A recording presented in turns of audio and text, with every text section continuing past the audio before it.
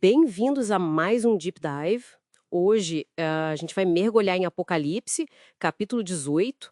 Temos aqui uma análise bem detalhada, focada naquele lamento, né, pela queda da Babilônia mística. A ideia é tentar desvendar o que está por trás dessa linguagem tão dramática, sabe? Entender os símbolos e a mensagem urgente ali, as consequências da queda dessa entidade simbólica. Então vamos lá. O capítulo já começa impactante. Caiu, caiu a grande Babilônia. E essa repetição, né, tem um peso. Tem um peso enorme. Ela ecoa. Isaías, por exemplo, lá no Antigo Testamento, reforça a certeza, a magnitude da queda. E é muito importante notar assim, que essa Babilônia, como a fonte aponta, não é a cidade literal, né? Certo. É um nome figurado, um mistério, mysterion em grego. Representa, nessa leitura, a união das religiões que são vistas como apóstatas lá no fim dos tempos.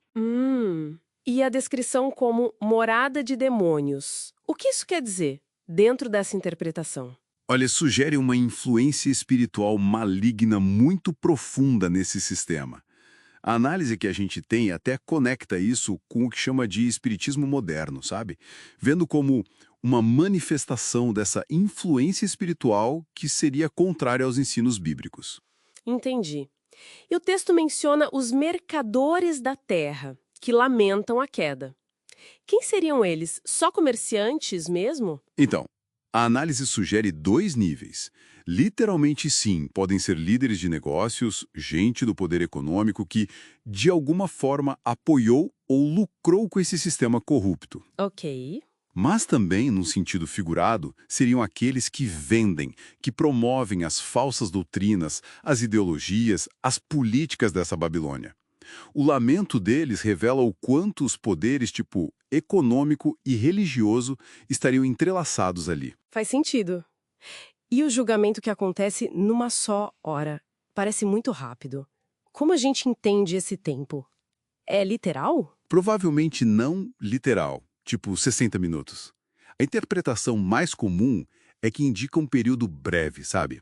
Um julgamento repentino, rápido e decisivo. A destruição pelo fogo, que é mencionada, também é vista como linguagem figurada. É a execução, crise, da sentença crima divina que já foi detalhado no capítulo 17. E isso ocorreria durante o que o Apocalipse descreve como a 7ª praga. Interessante. E essa linguagem toda, você mencionou o Antigo Testamento, ela está bem enraizada lá, né? Exatamente, totalmente. A queda da Babilônia histórica que Isaías e Jeremias descreveram e também a queda da cidade rica de Tiro, lá em Ezequiel. Elas servem como modelos, como tipos. Ah, como exemplos anteriores. Isso. As descrições de luxo, de arrogância e depois a desolação total. Tudo isso é espelhado aqui em Apocalipse 18. Mostra um padrão, né, de como Deus, segundo a narrativa bíblica, lida com sistemas considerados opressores ao longo da história. Tá claro. Pensando em tudo isso, qual seria então a mensagem central? O ponto principal desse capítulo todo? Olha, o ponto crucial mesmo, que a fonte enfatiza bastante, é aquele chamado lá no versículo 4.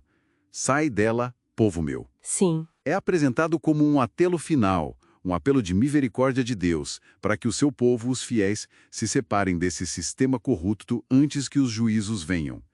Isso conecta direto com a segunda mensagem angélica, lá de Apocalipse 14, que já anunciava a queda da Babilônia, né? E também ecoa chamados parecidos no Antigo Testamento para sair do Egito ou da Babilônia literal. E esse evento da queda da Babilônia, ele não está isolado no livro, certo? A análise conecta com outras partes. Não, de jeito nenhum, está totalmente conectado. A queda da Babilônia faz parte de um cenário maior, que a análise chama de o grande conflito. Aquela luta cósmica entre o bem e o mal, que começa a ser delineada lá em Apocalipse 12.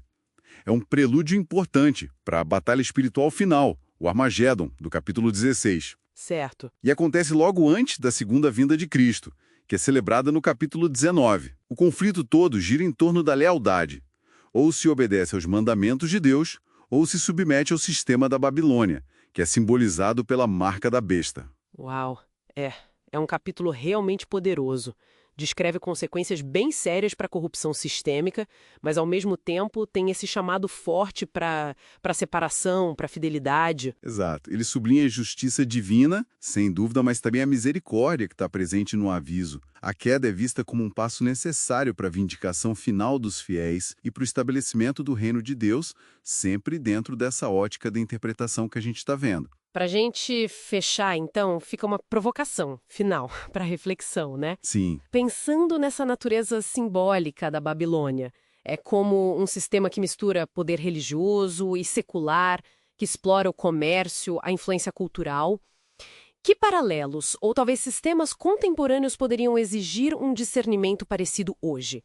Talvez ecoando de uma forma moderna aquele chamado antigo para sair. Fica aí para a gente pensar.